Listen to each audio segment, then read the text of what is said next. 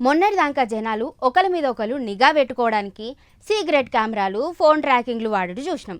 కానీ మన భద్రాద్రి కొత్తగూడెం జిల్లా చెర్ల మండలంలో మాత్రం కథ నెక్స్ట్ లెవెల్కి పోయింది. ఛత్తీస్గఢ్ బార్డర్లుండే తిప్పాపురం గ్రామంలో ఒక రాబందు దొరికింది.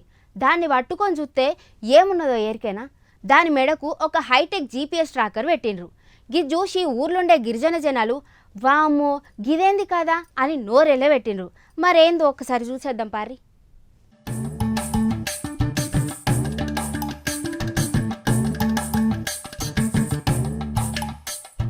ఈ రోజుల్లో నమ్మకాలు అస్సలే లేవు సాబ్. మనుషులను నమ్మలేక సిటీలా సీసీ కెమెరాలు పెడితే అడవుల తిరిగే పక్షులను కూడా నమ్మలేక వాటి మెడకు కెమెరాలు, జీపీఎస్ ట్రాకర్లు కడతాండ్రు.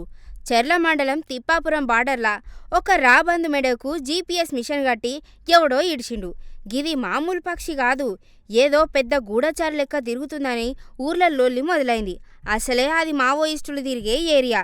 గందుకే మన అటవీ శాఖ సార్లకు, పోలీసులకు గుండెల గుబేలు అన్నంత పనైంది.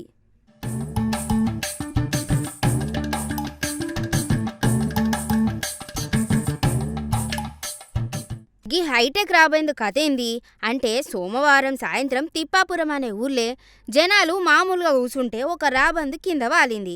సరే ఏదో పక్షి వచ్చింది కదా అని దగ్గరకు పోయి చూస్తే దాని మెడ చుట్టూ ఏదో నల్లటి బెల్టు, దానికొక చిన్న మిషన్ అమర్చున్నది. అరే గిదేంద్రాబాయ్, పక్షులకు కూడా కాలర్ మైకులు పెడతాన్రా ఏంది అని గ్రామస్తులు ఆశ్చర్యపోయిండ్రు. తీరా చూస్తే అది లొకేషన్లు కనిపెట్టే జీపీఎస్ ట్రాకర్ అని తెలిసింది. బార్డర్ ఏరియా కాబట్టి గిదేదో విదేశీ కుట్ర కావచ్చు, లేకపోతే మనల్ని ఎవడో కనిపెడుతున్నాడని భయపడి డైరెక్ట్గా ఫారెస్ట్ ఆఫీసర్లకు ఫోన్ కొట్టిండ్రు.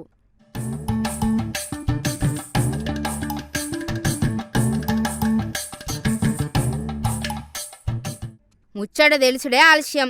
అటవీశాఖ సార్లు జీపెక్కి ఊరుక్కుంటా ఊరికి వచ్చిండ్రు. ఆ రాబందును గట్టిగా పట్టుకొని దాని మెడకున్న జీపీఎస్ పరికరాన్ని పరిశీలనగా చూస్తున్నారు. అసలే గీ సరిహద్దు అడవులల్లా పోలీస్ ఫోర్సులు కూంబింగ్ చేసుకుంటా ఉంటాయి. గందుకే గీ మిషన్ను మన భద్రతా సంస్థలు ఏమన్నా అడవుల నిఘా కోసం పెట్టినాయా, లేక పక్క దేశాల నుంచి గూఢచర్యం కోసం వచ్చిందా అని ఆఫీసర్లు తలలు పట్టుకోబట్టే ఆ రాబందును పట్టుకొని, ఏ పిల్ల నీ ఆధార్ కార్డు ఏడున్నది, నిన్ను ఈడికి పంపినోడెవడు అని లోపల లోపల ఆరాధిస్తుండ్రు. కానీ అదేడా చెప్పి పాడైతుంది.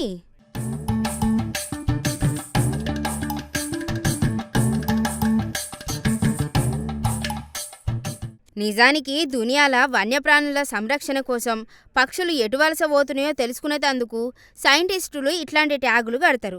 కానీ దొరికిన ఏరియా అట్లాంటిది కాబట్టి అందరికీ అనుమానాలు మస్తుకొస్తున్నాయి. ఏదేమైనా ఆ రాబందు మెడకున్న ట్రాకర్ ఏ కంపెనీది, దాన్ని ఎక్కడ అమర్చిండ్రు, దాని ఉద్దేశమేంది అనేది ఆఫీసర్ల విచారణ పూర్తయితే గాని బయటపడది. అంతవరకు ఆ రాబందు మాత్రం అటవీశాఖ ఆఫీస్లో ఫుల్ వీఐపీ లెక్క ట్రీట్మెంట్ తీసుకుంటుంది.